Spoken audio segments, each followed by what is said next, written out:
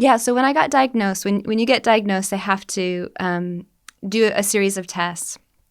And so they already had suspicion. I had gone to see a neurologist. They had suspicion based upon my symptoms that I had multiple sclerosis, but they need different tests to be done. And so I was sent to the hospital. My sister was she'd come out from Seattle to be with me there and spent a long time in the hospital ER and finally kind of going through the process of getting admitted. But one of the things that we had to do in the ER was like the final test, which was I feel like there should be a trigger warning at this point for anybody sensitive. One of the final tests you use to get diagnosed is a lumbar puncture.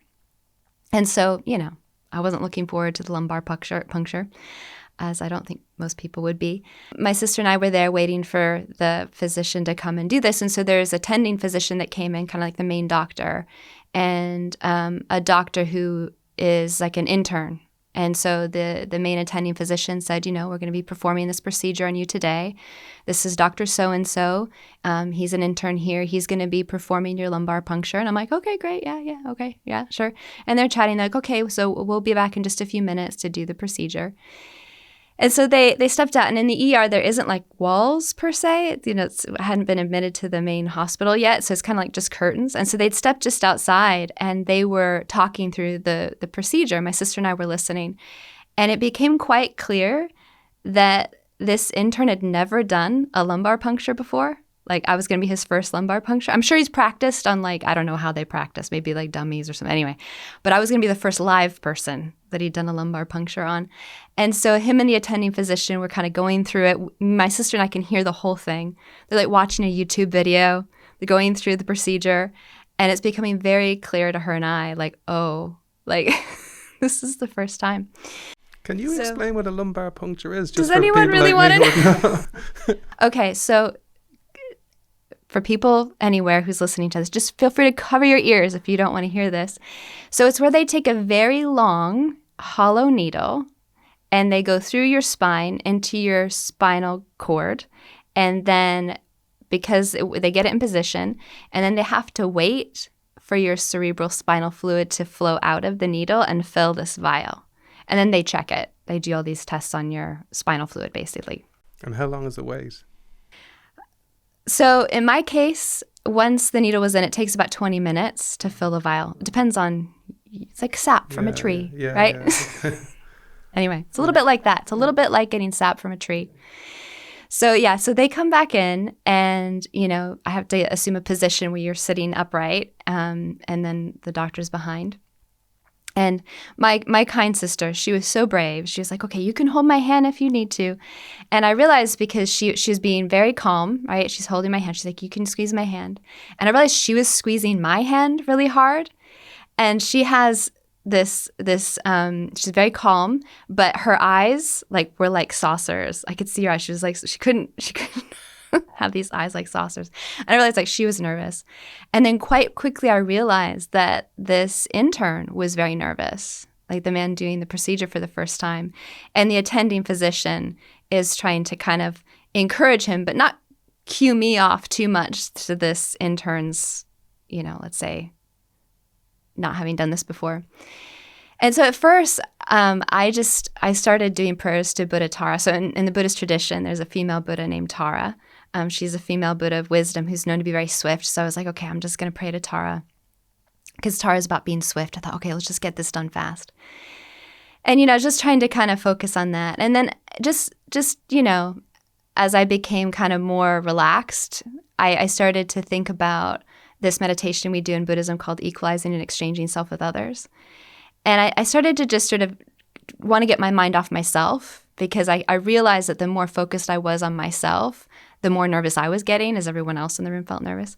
So I tried to just kind of extend my awareness to everyone else in the room, and just realize we're all nervous. Like, there was nobody in that room who wasn't nervous. It wasn't just me. And that just expanded my awareness. And I just started to see that it calmed me down. I've done that meditation for years, but I'd never done it in a situation like that. And I was like, this is amazing. The immediacy of just taking my mind off myself and starting to recognize that everyone felt in varying degrees similar to how I did. And also everyone was there trying to help me. There was no one in that room that wasn't trying to be helpful. But it also became apparent that this intern doctor was, as I said, he was nervous, but he was really struggling to actually just do it. Like he was having a hard time actually just going for it. And so the attending physician's trying to guide him, but he was just really reluctant to actually just stick the needle in. And so I started to kind of do the other aspect of the practice, which is exchanging himself with others, where I was just trying to imagine what it was like for him, the doctor who was trying to do the procedure. And I realized that he probably had the skills. Like he's a doctor, he's been training. He just doesn't have the confidence, you know? And so I just decided, I thought, I have to encourage him. Like I have to encourage him. Because I was just imagining if I were him, like why is he hesitating? Like to stick the needle in? Why is he like not able to do it? And I thought, because he's afraid of hurting me. And I thought, okay, I've got to encourage him. So I started to just say to him, like, you've got this, very American fashion, like, you got this. But I just kept saying, go for it. Go for it. I trust you. You're doing fine. I'm fine. I'm totally fine. Just go for it. And he did. He got confident and then he went for it.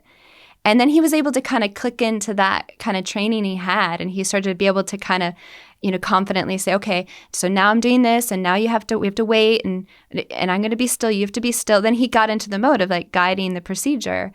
And it was like we became a team and everything in the room just relaxed. Like, I mean, obviously it helped me, but it felt like it helped everyone. And it was funny because afterwards, the attending physician, you know, after they'd finished, they'd left, and he came back in and he's like, thank you so much for doing that.